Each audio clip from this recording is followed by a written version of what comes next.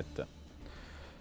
هل بالفعل رئيس نادي الاتحاد الأستاذ إبراهيم البلوي طلب منك منع دخول نائب الرئيس عادل جمجوم لتدريبات الفريق؟ والله الحقيقة طلب مني، قال لي انت فاتح سمعك لعادل جمجوم، انا ما ابغى يخش التمرين. قلت له هو موجود عندك بامكانك انك تبلغ الكلام هذا. ليش؟ ايش السبب؟ ليش ما يدخل التدريبات عادل جمجوم؟ هو ما يبغى احد يخش التدريبات، يقول الاداره ما ابغى احد يخش.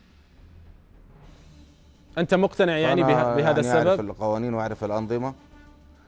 لا انا ماني مقتنع، عشان كذا قلت له انت بنفسك بلغه، لانه عادل الجمجوم نائب رئيس، يعني كما هو رئيس عادل الجمجوم نائب رئيس، وهذولك اعضاء مجلس اداره منتخبين.